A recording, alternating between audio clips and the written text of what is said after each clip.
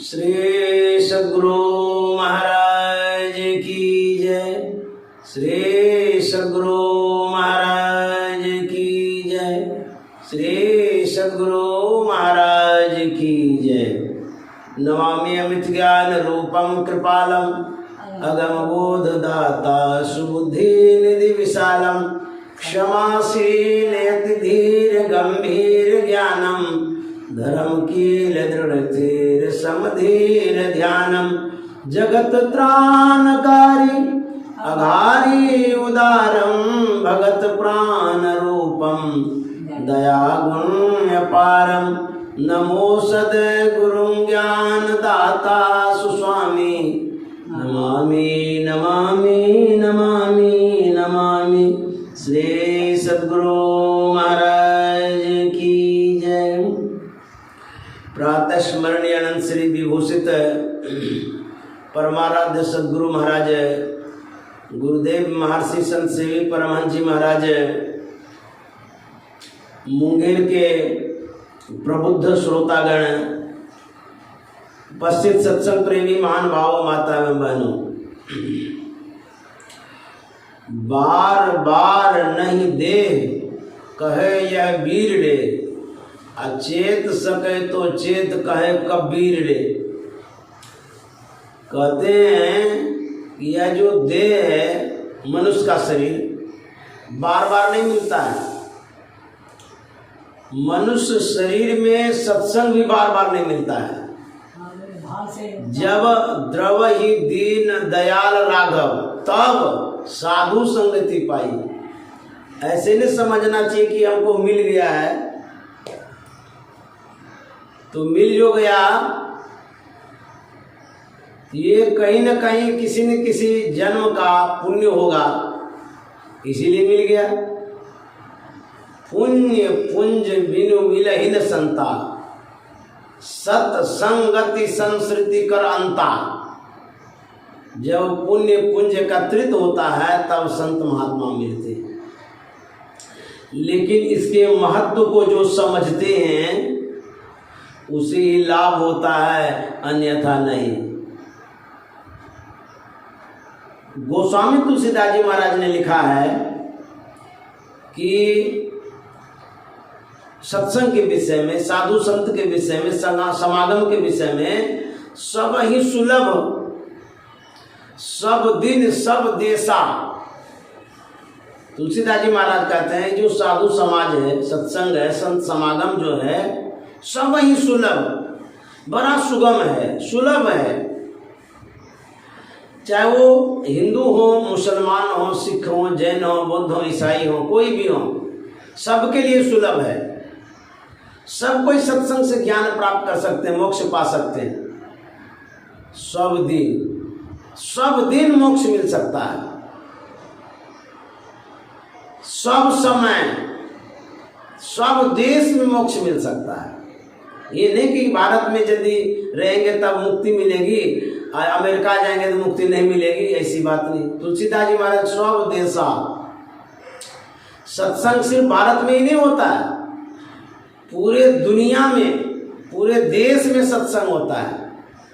अलग अलग प्रचारक हैं, अलग अलग संप्रदाय हैं, अलग अलग विचारक हैं, अलग अलग देशों में, स्थानों में, अलग अलग भाषाओं में प्रचार प्रसार क्या करते हैं। तो तुलसीदास जी महाराज कहते हैं सब ही सुलभ, सब दिन सब देशा, लेकिन लगा दिए। ये तो कह दिए सबको सुलभ है, सब दिन सुलभ है, सब देश में सुलभ है, लेकिन क्या लगा दिए? लेकिन लगा दिए सेवत सादर समन कलेसा, यही लेकिन है। सब दिन सब देश में सब जगह उपलब्ध तो है, लेकिन जो सेवते हैं, सेवा करते हैं, किस तरह की सेवा? सादर, आदर सहित। यदि सत्संग आप करते हैं, सेवा भावना नहीं है तो सत्संग से लाभ नहीं ले सकते। आप यदि आग के करीब हैं, आवरण में हैं, ढके हुए हैं तो उस आग से लाभ नहीं ले सकते।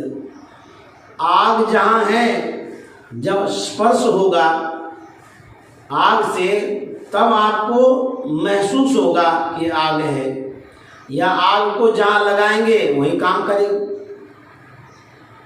उसी तरह से जिस साधु के पास आप होते हैं, जिस समागम के करीब आप होते हैं, जब निरावरण होंगे ना, मन को जड़ से हटाएंगे, अज्ञानता से हटाएंगे, अंधकार से हटाएंगे, तभी तो लाभ मिलेगा।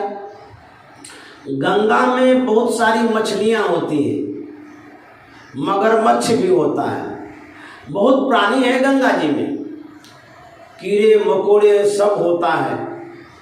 लेकिन गंगा से जो लाभ मानव प्राप्त करता है, मछली नहीं प्राप्त कर सकती। हम गंगा में अपने मैल को धोते हैं, स्वच्छ पवित्र हो जाते हैं। उसी गंगा में मछलियां होती हैं, उनके शरीर में जो गंध है वो भी दूर नहीं होती। तो जो वस्तु है, उन वस्तुओं से आप लाभ तब लेंगे जब वस्तु की सेवा करेंगे। तुलसीदास जी महाराज का कहने का मतलब सेवक सादर समन कलेसा, जब सेवा करेंगे सद्भावना होनी चाहिए सेवा में, फॉर्मेलिटी वाली सेवा नहीं, कोई आए हैं खिला दिए पिला दिए बस हो गया, ऐसा नहीं।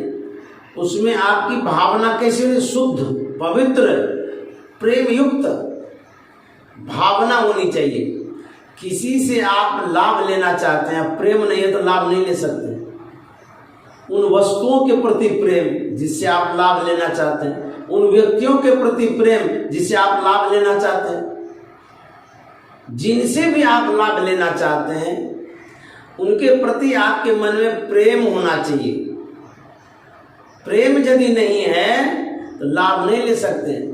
कहते हैं सेवक, यदि सेवा आप करते हैं आदर सहित, परिणाम क्या होगा, फल क्या मिलेगा? कहते सादर समन कलेसा, समन मन समाप्त, दूर होना। समन का मतलब होता है समाप्त होना, कलेसा का मतलब होता है दुख कष्ट संकट विपदा आपदा।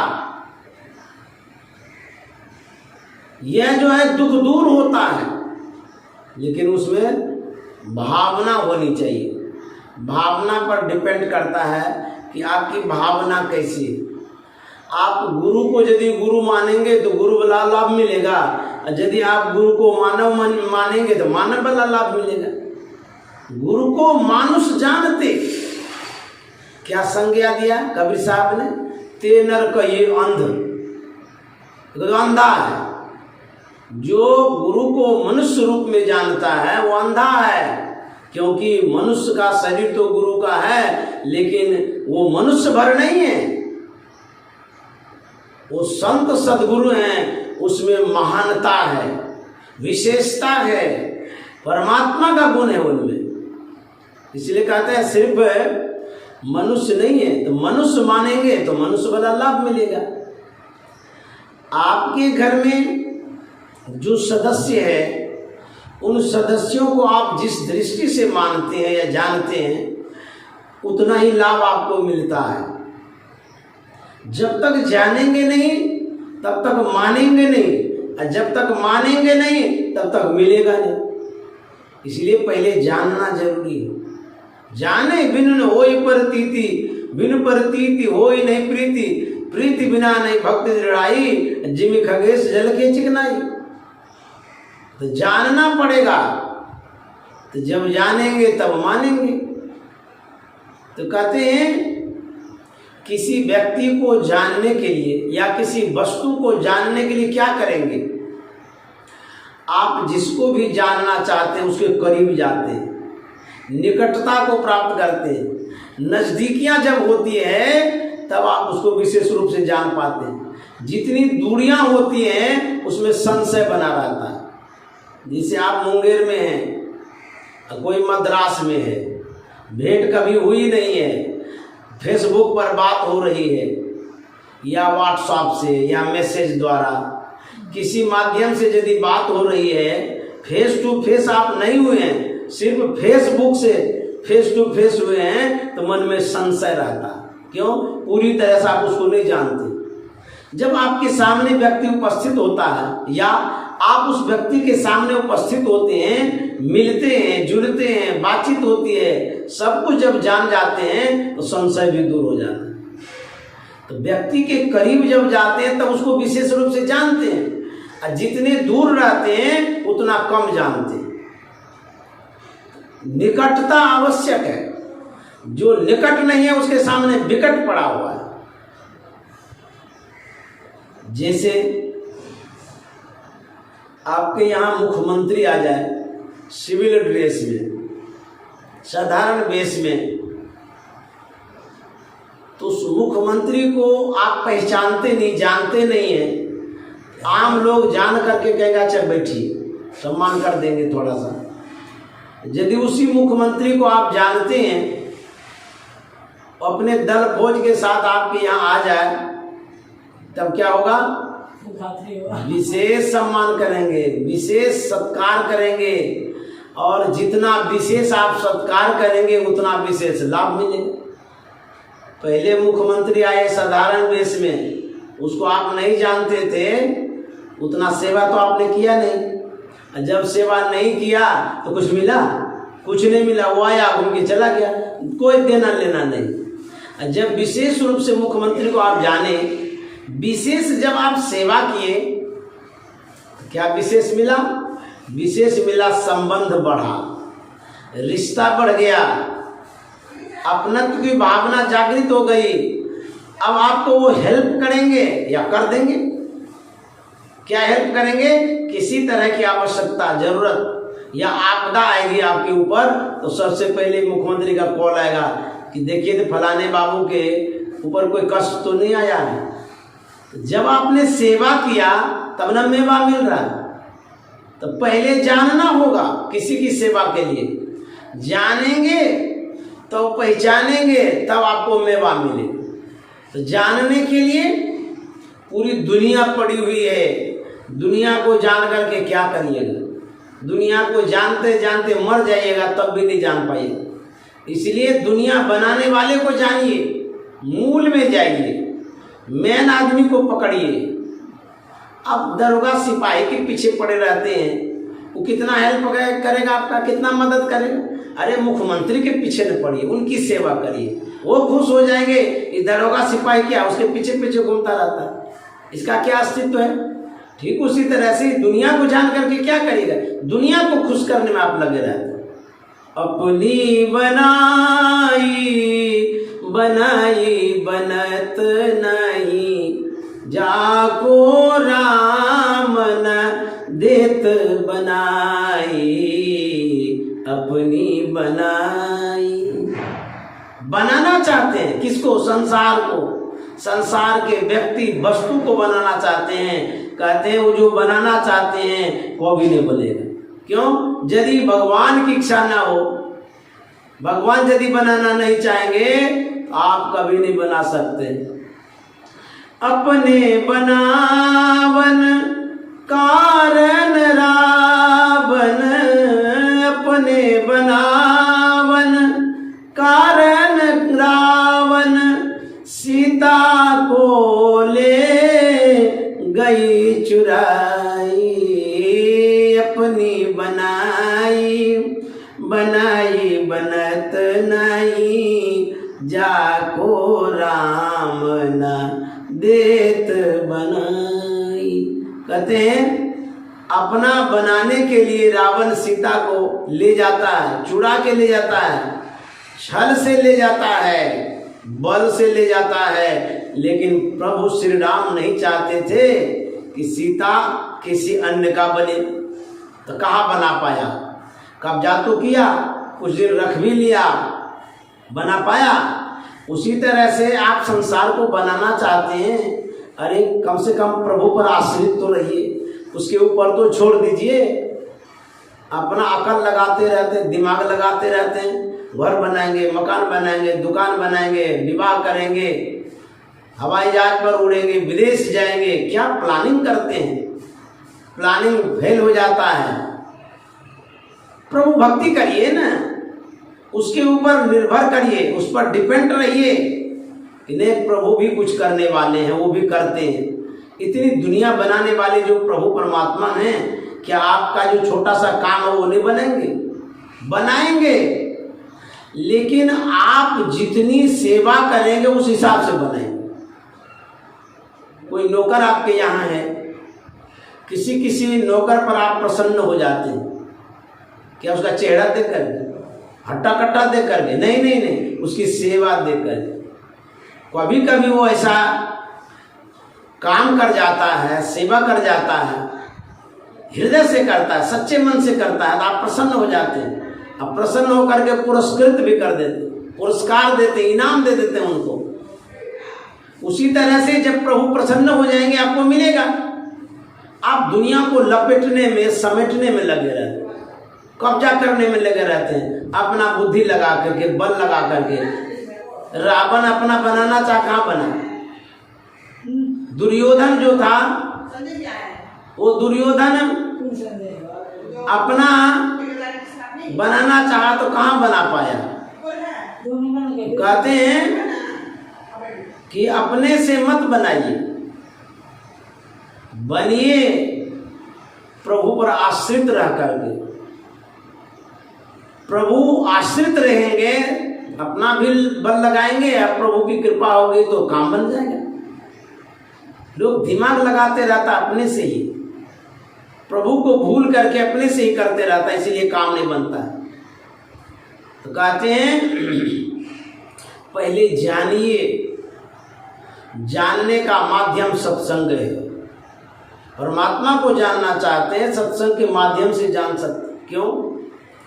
सत्संग में परमात्मा के विषय में बतलाया जाता है, समझाया जाता है, सिखाया जाता है, वो परमात्मा कैसे हैं, उनकी कैसी शक्ति है। तो जिनकी विशेषता को आप जानते हैं उस पर आप प्रभावित होते हैं। जिसके बल को जानते हैं, जिसके महत्व को जानते हैं, आप उस पर आश्रित हो जाते हैं, प्रभावित हो जाते हैं।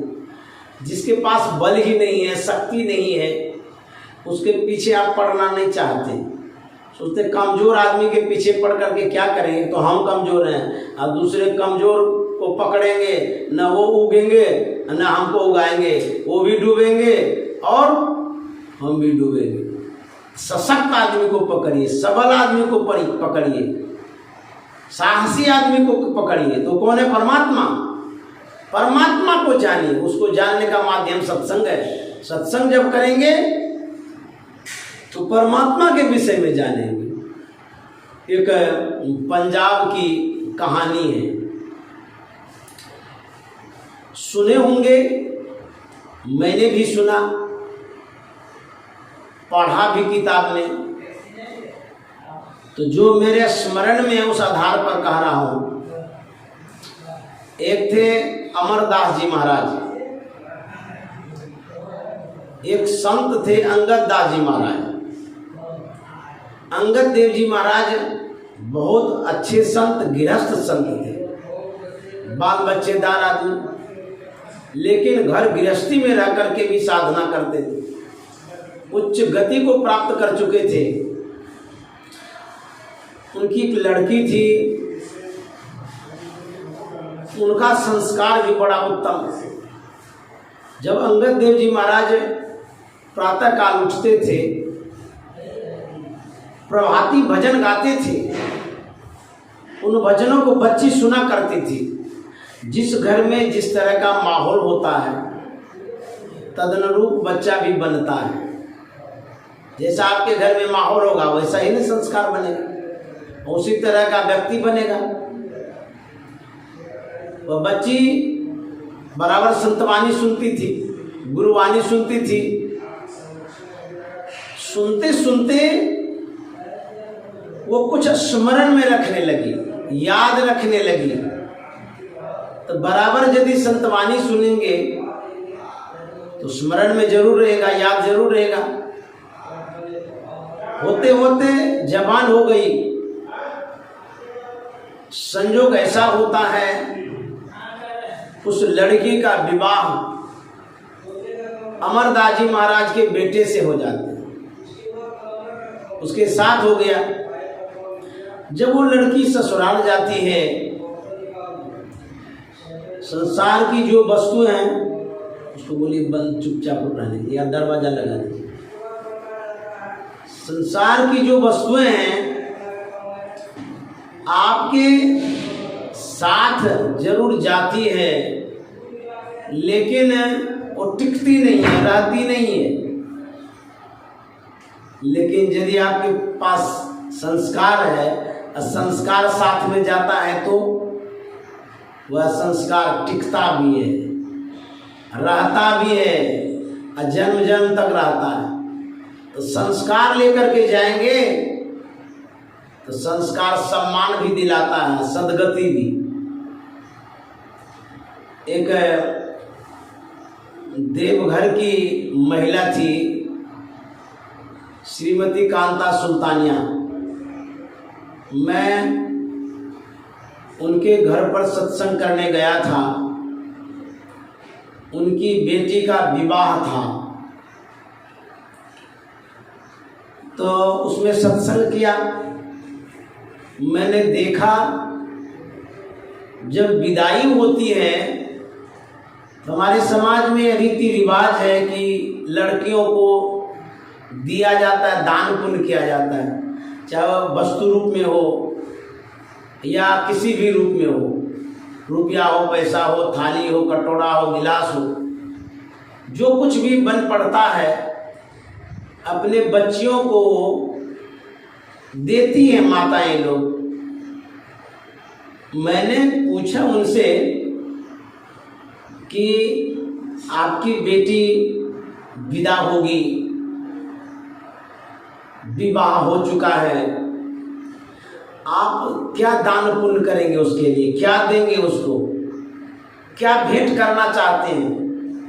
वो कहती है कि बाबा मेरे पास एक सत्संग सुधा सागर है, मैं उसके खोछा में, खोछा न बोलते उसको, जो लड़कियों का होता है ना, आंचल कहिए, उसमें दिया जाता है रुपया पैसा वगैरह वगैरह। बोले उसके खोछा में, गोद में, आंचल में सत्संग योग दूंगी।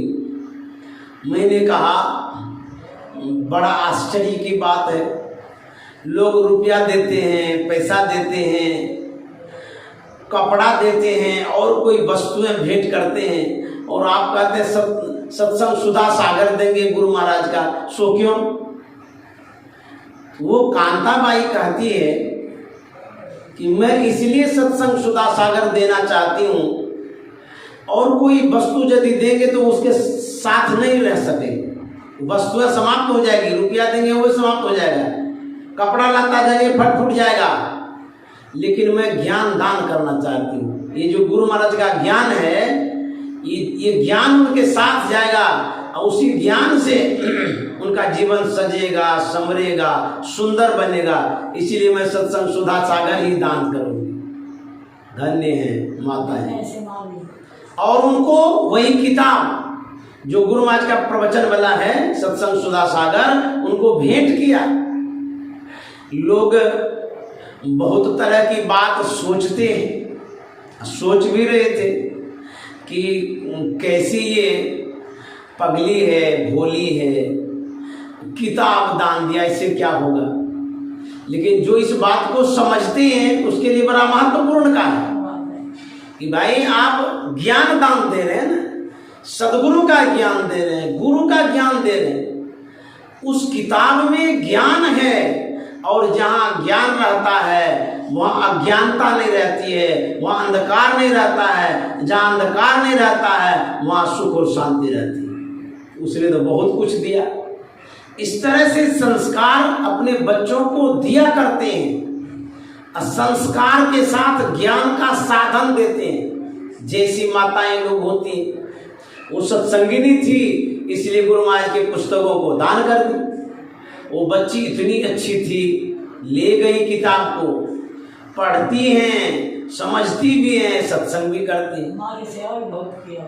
और जब माँ अस्वस्थ हो गई थी, देवघर आई थी, अद्भुत सेवा किया। उनका जो सुपुत्र है, उन पुत्रों के द्वारा उतना लाभ उनको नहीं मिल पाया अंतिम घड़ी में, उतनी सेवा पुत्र ने नहीं किया, लेकिन बेटी ने सेवा।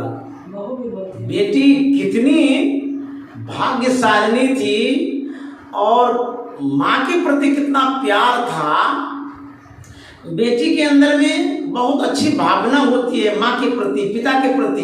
आजकल नहीं होती बाबा। और लड़के के अंदर में वैसी भावना नहीं होती है। तो उस बेटी ने सेवा भी किया समर्पण भाव से, हद से ज्यादा सेवा किया।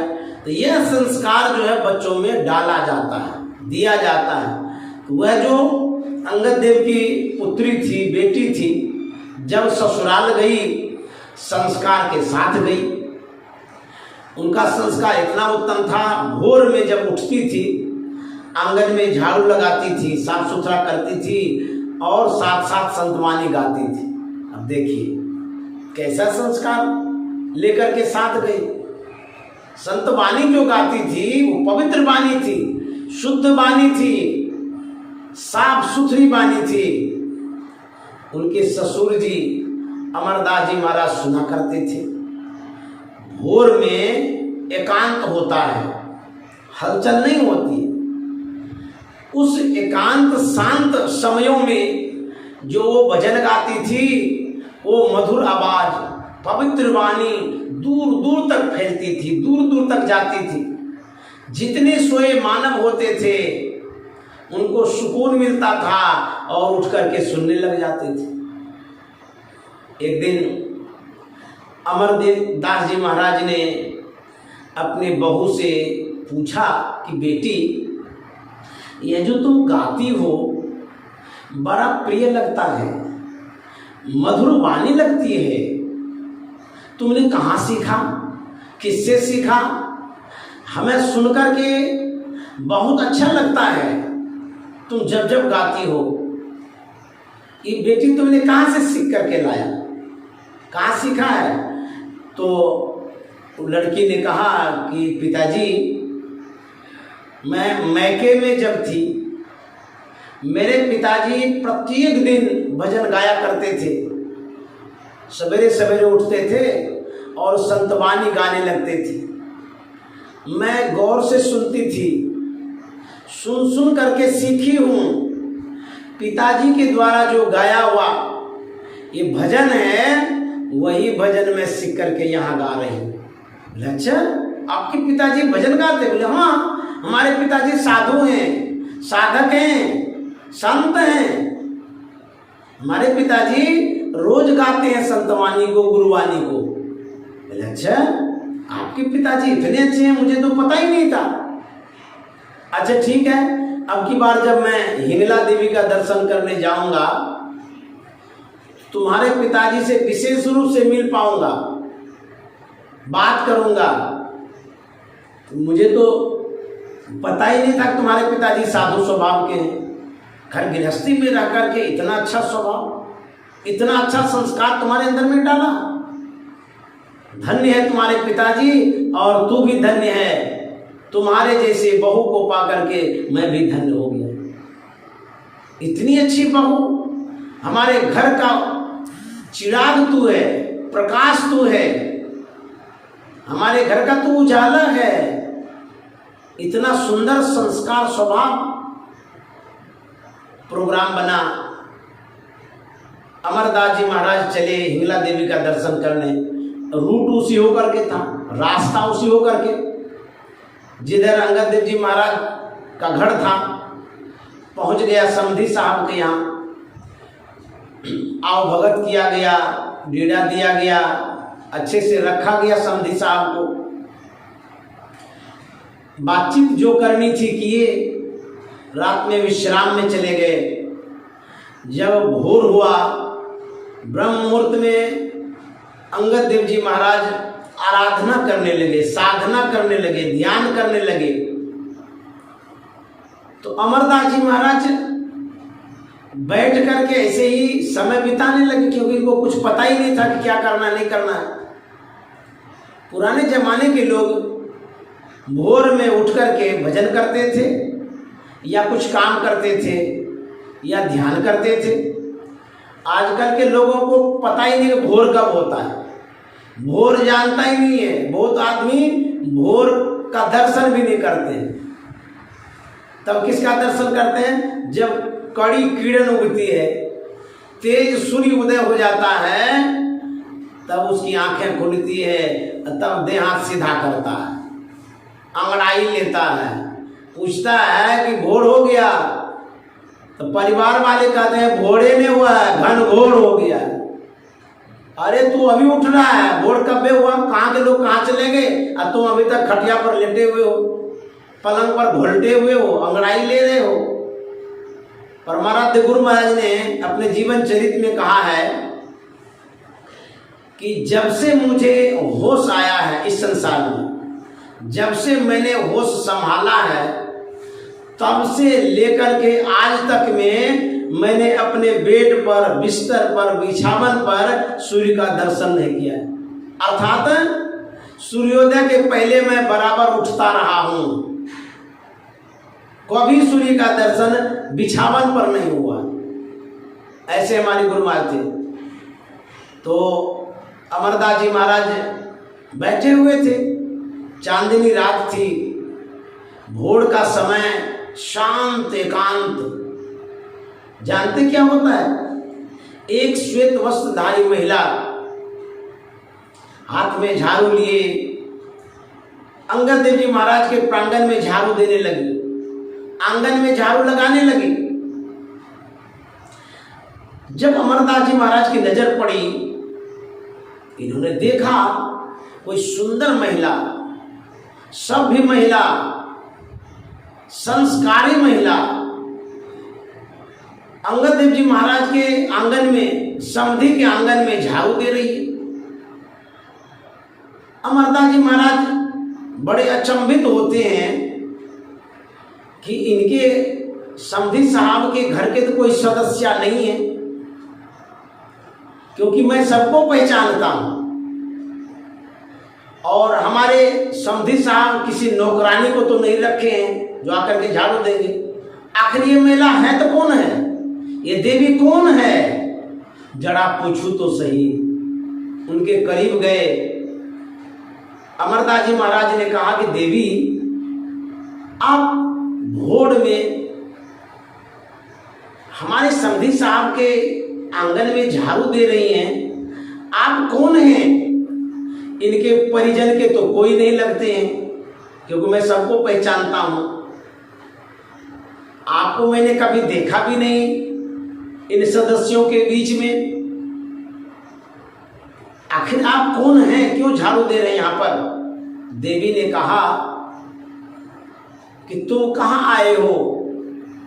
बोले मैं तो हिंगला देवी का दर्शन करने चला हूं।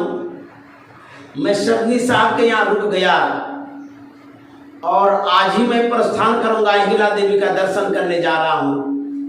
मेरी यात्रा है देवियों का दर्शन करने का। उन देवियों के पास मैं जा रहा हूं, दर्शन के निमित्त आया हूं। रास्ते में समधि साहब का घर पड़ा, सोचा यहां पर वेट कर लूं, रुक जाऊं, उसके बाद प्रस्थान करूंगा। आप बताइए आप कौन है?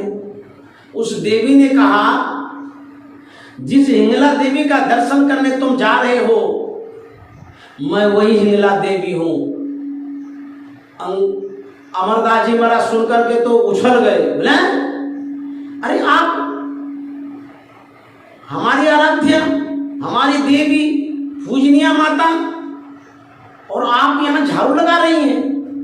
मैं जिनका दर्शन करने के लिए जा रहा हूं वो देवी आप हैं? बोले हाँ, मैं वही देवी हूं। बोले आप क्यों यहां झाड़ू लगा रही हैं?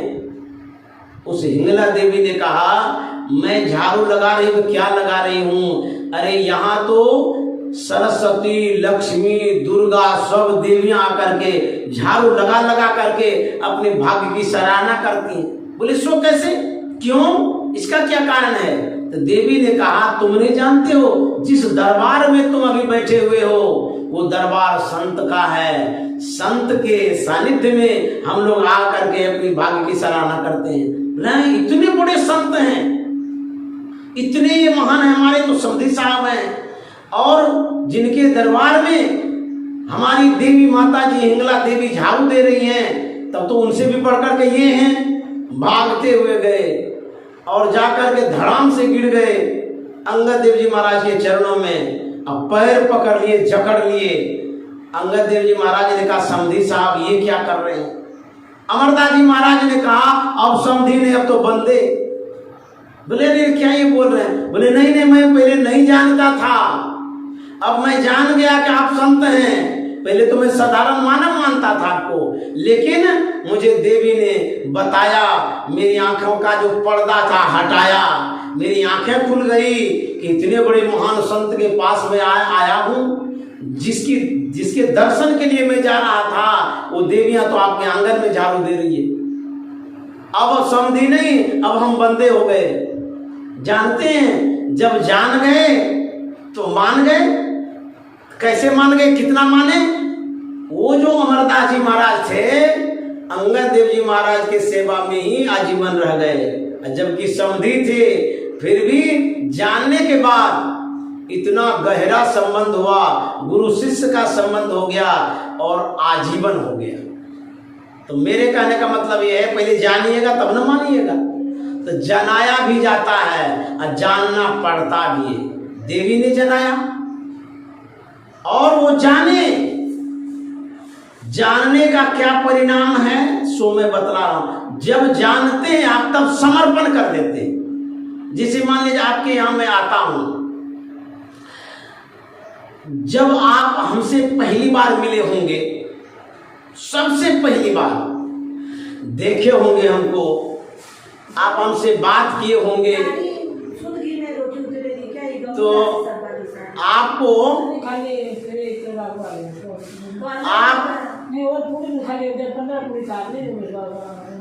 सुनिए, बंद करिए उसको। सुनिए, कह रहे हैं कि जब आप पहली बार मिले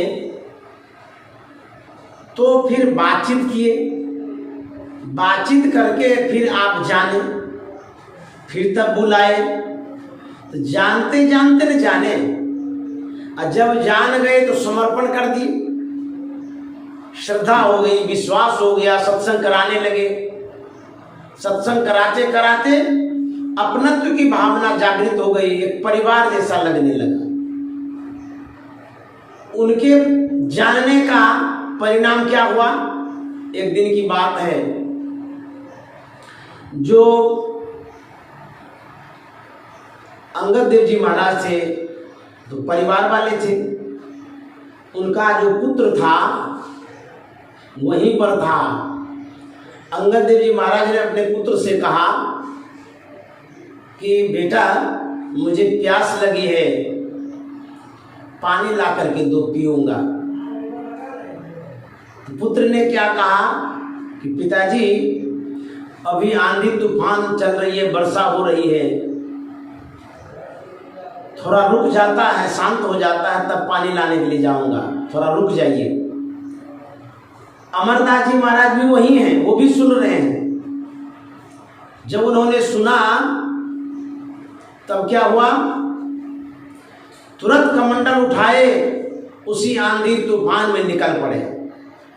उसके पुत्र ने सुना, लेकिन उतनी अहमियत नहीं दिया पिता के बात का, उतना महत्व नहीं दिया, इग्नोर कर दिया, नजरअंदाज कर दिया। प्यास, उनके पिताजी को प्यास लग गई है, लेकिन फिर भी पुत्र नजरअंदाज कर देता है। लेकिन वहीं पर उनके सेवक हैं अमरदास जी महाराज, जिसने जाना है ये संत हैं, तो जानने से क्या होता है? तुरंत कमंडल उठाए।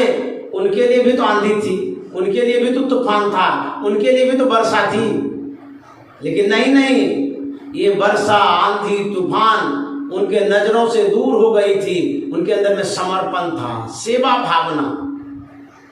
वह निकल पड़ा, जहां पर पानी लेना था पानी लिया, पात्र में भर करके आ रहा था। आ तो रहा था, वर्षा होने के कारण जमीन चिकनी हो गई थी, फिसलन हो गया था। ख्याल उनका कहीं और था, पैर फिसल गया, धड़ाम से गिरा। जैसे ही ड्राम से गिरा, आवाज हुई, पास में जो लोग थे पति पत्नी चर्चा करने लगे, लगता कोई गिर गया है, आवाज हुई गिरने का। तो उन्होंने आपस में कहा कौन होगा? वही अमरवा होगा जिनके आगे नाथ न पीछे पगा है और पागल के तरह अंगद देव के पीछे पड़ा हुआ है, उसको कुछ सूझता है? लोग जानते नहीं अंगद देव के संत है। नहीं, सब कोई नहीं जानते हैं ना। तो कहते वही अमरवा होगा, पागल के तरह घूमते रहता है, घर भी नहीं जाता है, यही पड़ा हुआ है, पता नहीं उसको क्या मिलता है। पात्र को संभालते हुए वो आते हैं, अंगद देव जी महाराज की सेवा में पानी समर्पित कर देते हैं। उन्होंने पिया। थोड़ा विचारिए,